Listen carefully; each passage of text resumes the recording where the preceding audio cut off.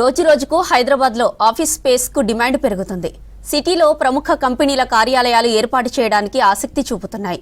దేశంలోని ఇతర నగరాలతో పోలిస్తే హైదరాబాద్లో మెరుగైన మౌలిక సదుపాయాలు, నైపుణ్యం కలిగిన ఉద్యోగులు, తక్కువ అద్దెలున్నాయి.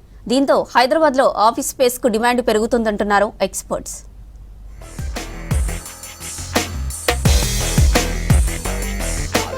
ప్రపంచంలోని మల్టీనేషనల్ కంపెనీలన్నీ హైదరాబాద్ వైపే చూస్తున్నాయి. ఐటీ, ఫార్మా, బ్యాంకింగ్, మ్యానుఫ్యాక్చరింగ్ ఇలా ఏ రంగానికి చెందిన కంపెనీ అయినా సిటీలో బిజినెస్ చేయడానికి పోటీ పడుతున్నాయి. దేశంలో అత్యంత అనుకూలమైన భౌగోళిక పరిస్థితులకు తోడు కాస్మోపాలిటన్ కల్చర్ ఉండటంతో వ్యాపారం పెరిగిపోతుంది. దీంతో కమర్షియల్ స్పేస్ కి డిమాండ్ పెరిగిపోతుందంటున్నారు ఎక్స్పర్ట్స్. సౌత్ ఇండియాలో ఆఫీస్ స్పేస్ లో హైదరాబాద్, బెంగళూరు మధ్య విపరీతమైన పోటీ ఉంది.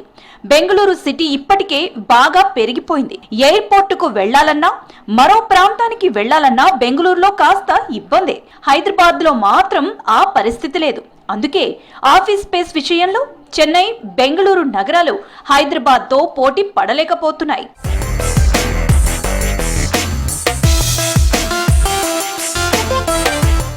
ఆఫీస్ స్పేస్ అనగానే ఎక్కువ మంది ఎంచుకునే ప్రాంతం గచ్చిబౌలి హైటెక్ సిటీ. పెట్టుబడి పెట్టే వాళ్లను అధికంగా ఆకర్షిస్తున్న ప్రాంతం ఇది. హైటెక్ సిటీ, మాదాపూర్ ఇప్పటికే నిండిపోవడంతో గచ్చిబౌలి, నానక్రామ్ గూడ లాంటి ఏరియాలకు డిమాండ్ పెరిగింది. ఐటీ సిటీస్ గా బెంగళూరు, నోయిడా, గుర్గావ్, పూణేలకు పేరున్న మంచి ఇన్ఫ్రాస్ట్రక్చర్, అందుబాటు ధరలు, కాస్మోపాలిటన్ కల్చర్ ఇక్కడే కనిపిస్తుందంటున్నారు CS Ramakrishna Rao. Now I only would like to focus on a few things from Telangana state and Hyderabad. As Honorable Deputy CM and Honorable Minister for Irrigation has told, that real estate sector is playing an extremely important role in the development of Telangana also. Just a few facts and figures for you in front of you.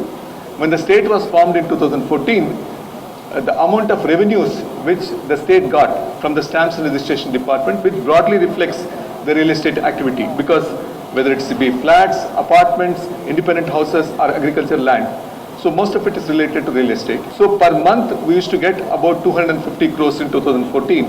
That is, in the entire year put together we used to get about 3,000 crores. Now today, during the last financial year, we almost got 15,000 crores. So that means from 2,500 to 15,000 crores means the increase has been almost 5 to 6 times the increase has been there. నిర్ణయాలు తీసుకోగల ప్రభుత్వం ఉండటంతో పారిశ్రామిక వర్గాలు, వ్యాపారుల్లో హైదరాబాద్ పై విశ్వాసం పెరుగుతోందంటున్నారు క్రెడై ప్రతినిధులు. కొత్త పెట్టుబడులు పెరగడంతో ఇప్పటికే ఉన్న సంస్థలు విస్తరణ బాట పడుతున్నాయి. కమర్షియల్ స్పేస్ లో హైదరాబాద్ కి గ్రేడ్ ఏ రేటింగ్ ఉంది. ఇండియాలో ఆఫీస్ లీజింగ్ లో 20% వాటా హైదరాబాద్ దే అంటున్నారు. The commercial leasing also has been doing very well in the last 2 to 3 years నుంచి చూస్తే every year there's almost a 40% growth year on year. If మీరు రాయదుర్గం ఏరియా చూస్తున్నట్టే rents have also touched about 130-140 rupees a square feet, which 3-4 years back was very difficult to believe. One. Second is most of the space is already leased out. ఇప్పుడు రాయదుర్గం ఏరియాలో మనకు land కూడా office space లేదు. So that's why people are now coming to financial district or coming towards Kokapet now.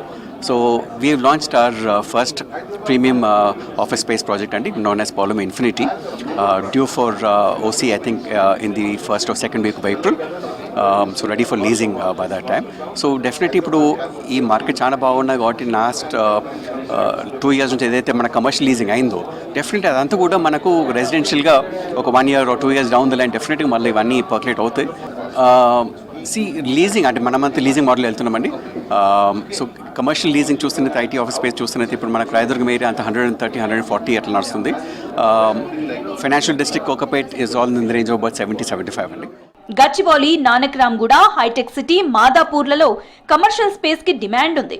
East side ఉన్న Uppal, LB Nagar వైపు కూడా demand పెరుగుతోందంటున్నారు CREDAI ప్రతినిధులు.